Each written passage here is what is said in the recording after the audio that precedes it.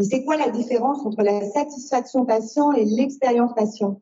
Qu'est-ce que l'expérience patient? D'abord, est-ce que l'expérience patient apporte quelque chose de plus? Et si oui, quoi?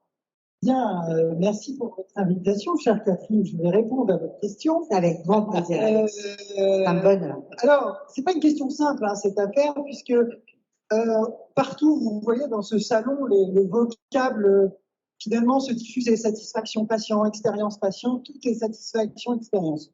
Pour répondre à ta question, Catherine, en fait, pour moi, l'expérience patient, elle va plus loin que la simple satisfaction.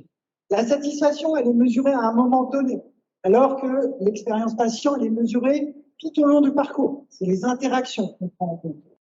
L'expérience patient, donc, elle permet après d'appréhender de manière globale le parcours du patient, alors que la satisfaction est plus figée dans le temps, dans l'espace et dans ce qu'on prend comme information. La satisfaction patient, elle est basée sur les attentes personnelles du patient, alors que l'expérience patient, tu as commencé à le dire dans ta question, c'est bien plus complet. C'est les émotions quand j'interagis avec le système de soins. Ah mince, est-ce que je suis rentré par la bonne porte d'accueil? Est-ce que je suis dans le bon service? Là, on est de l'ordre de l'émotionnel. Est-ce que c'est aussi les liens comportementaux avec les professionnels de santé? La secrétaire a été un peu agressive, n'a pas répondu à ma question. Ça fait du lien d'ailleurs entre l'émotionnel et l'affectif. Donc, ça, c'est ce que va aussi regarder l'expérience patient. Et il y a aussi, évidemment, l'expérience patient, les aspects environnementaux. Il fait trop chaud dans la salle d'attente, alors que je viens là parce que j'ai été brûlé. Et là, vous avez les trois notions émotionnelles, affectives, comportementales et environnementales.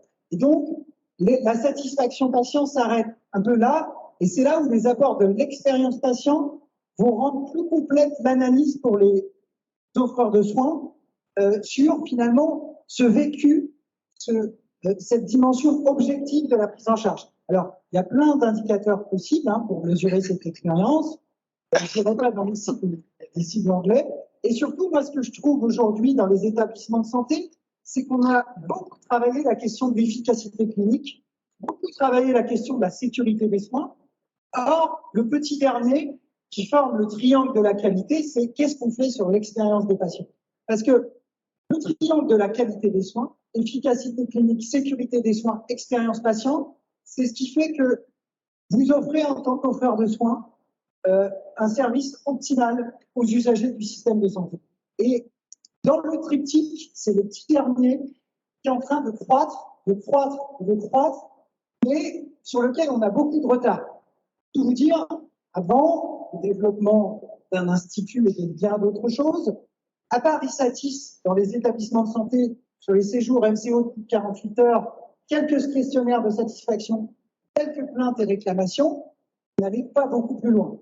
Donc là, il me semble qu'on est rentré en fin de loi, 20 ans après la loi Kouchner, dans après l'ère des droits, l'ère de l'expérience, et c'est une bonne chose. Ça nous permet d'aller plus loin, les droits des patients étant les socles, et finalement, on va plus loin avec l'expérience. On va sur l'émotion et sur l'environnemental.